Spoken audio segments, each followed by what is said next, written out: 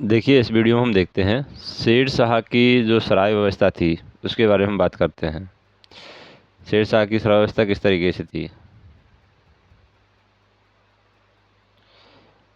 शेर शाह की सराय व्यवस्था। देखिए, सराय बहुआयामी आवश्यकता की पूर्ति करने वाला केंद्र था। सराय क्या था? ये बहुआयामी आवश्यकताओं की पूर्ति करने वाला केंद्र था। मतलब बहुत ज़्यादा जो आवश्यकताएं होती थी उनकी पूर्ति करने वाला केंद्र इसको बनाया गया। जैसे कि ठहराव व्यवस्था, जहाँ सामान्य लोग ठहर सकते थे, यहाँ उनके लिए भोजन का प्रबंध होता था और इसका खर्चा यात्री उठाते थे, यानी कि वो जो स्थान था वो होटल नुमा था। इस परिसर के अंदर सुरक्षाकर्मी और अन्य प्रशासनिक अधिकारी भी रहते थे। यहाँ उनका कार्यालय होता था। और सराय की उपयोगिता पर ध्यान दें तो हमें कुछ बातें यहाँ पर सामने आती हैं। सामान्य यात्री व्यापार के लिए दूर दराज तक जाने की दृष्टि से रात्रिकालीन ठहराव के कारण ज़्यादा सुरक्षित हो गए और सुविधा संपन्न हो गए। इससे व्यापार को बल मिला।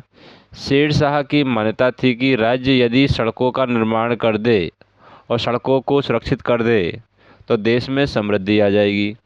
यानी कि उसने सड़क और सराय के महत्व को जोड़ करके देखा कि जो सड़कें हैं अगर उनको सुरक्षित कर दिया जाए, सड़कें अच्छी बना दी जाए तो व्यापार में वृद्धि हो जाएगी। सड़कों की सुरक्षा का महत्व व्यापार के अतिरिक्त जनजीवन की सामान्य सुरक्षा के लिए भी लाभदायक सिद्ध हुआ, क्योंकि जनजीवन जो सामान्य लोग थे उनकी सुरक्षा भी यहाँ पर सड़कों से हो रही थी। ठीक है, जनजीवन। और उसके बाद में क्या हुआ?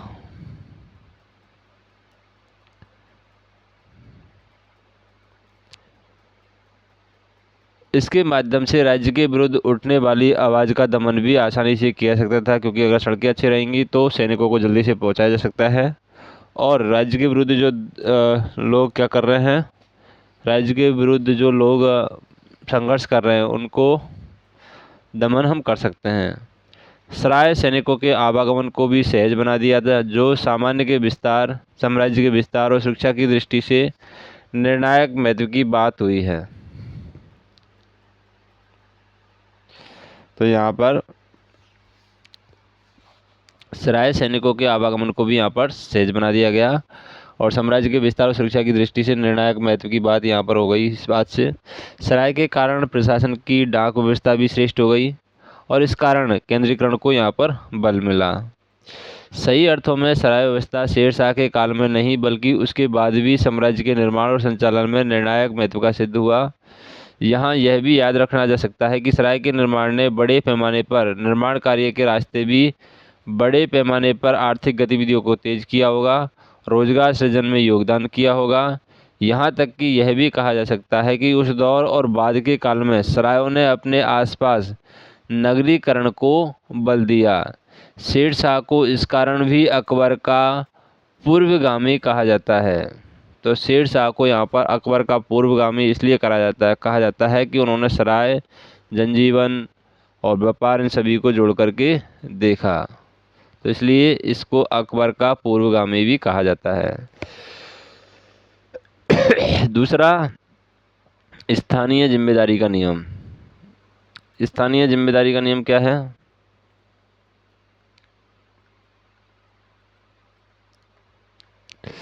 इसके तहत स्थानीय अधिकारों को ही सुरक्षा और कानून व्यवस्था का दायित्व दिया जाता था।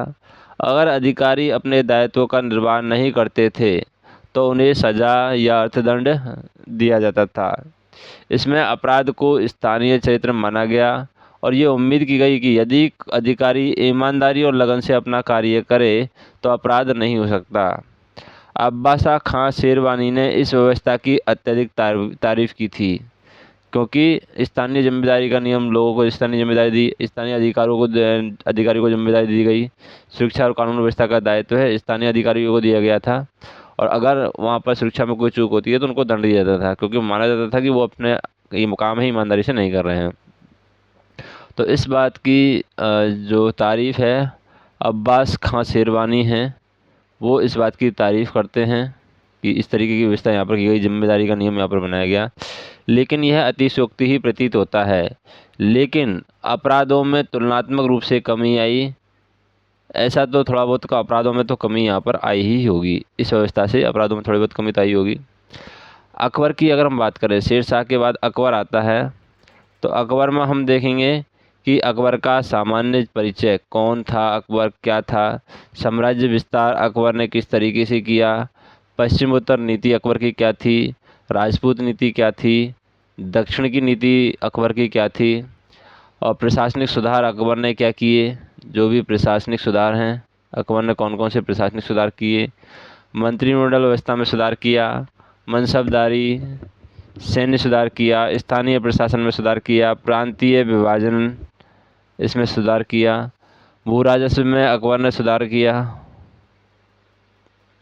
भू राजस्व में अकबर ने सुधार किया। अकबर का सांस्कृतिक कार्य जैसे धर्म, कला में जैसे कि आ गया चित्रकला, संगीत, स्थापत्य में आ गया अकबर ने भवन निर्माण, कौन कौन से भवन निर्माण, किस तरीके के भवन निर्माण किए। ठीक है, तो सामान्य परिचय में हम देखते हैं, और बाकी चीज़ें हम बाद में नेक्स्ट वीडियो में देखेंगे। सामान्य परिचय हम देख लेते हैं अकबर के में।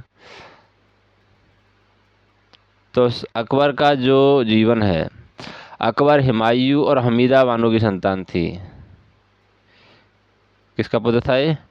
हुमायूं और हमीदा बानो। हुमायूं की पत्नी थी हमीदा बानो, इनका पुत्र था।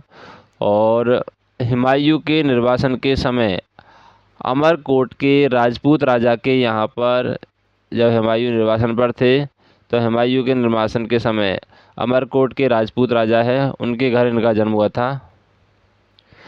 और माहम अंगा नामक महिला का अकबर पर काफ़ी प्रभाव था, क्योंकि माहम अंगा एक महिला थी, इसने इसके जीवन में काफ़ी परिवर्तन किया है।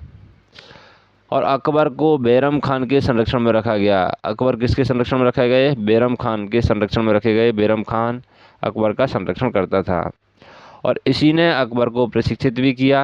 हुमायूं की आकस्मिक मृत्यु के बाद 13 वर्षों की उम्र में अकबर जो है यहाँ पर शासक बन जाता है, सिर्फ 13 वर्ष की उम्र में। हालांकि इस वक्त के निर्णय पर बैरम खान का प्रभाव था।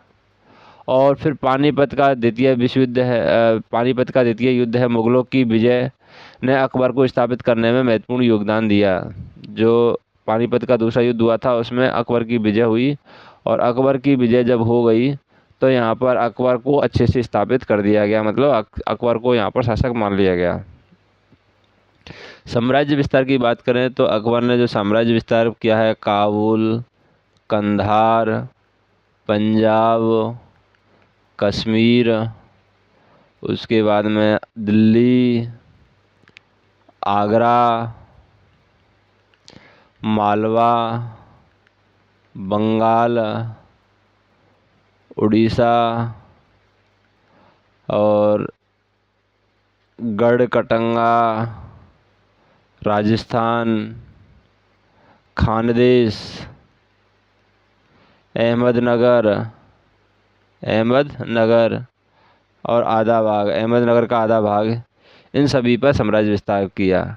अगर यहाँ से जैसे कि अब तक हम देखें तो अगर कोई क्वेश्चन पूछा सकता है तो ये पूछ सकता है, सराय व्यवस्था को शेरशाह के साम्राज्य की धमनी कहना किस हद तक युक्ति संगत होगा। ये मेन एग्जाम का क्वेश्चन हो सकता है कि जो सराय व्यवस्था है, उस सराय व्यवस्था को हम शेरशाह साम्राज्य की धमनी कह सकते हैं, तो ये किस हद तक युक्ति संगत होगा, इसको हमें समझाना है, थोड़ा सा एक्सप्लेन करना है, ताकि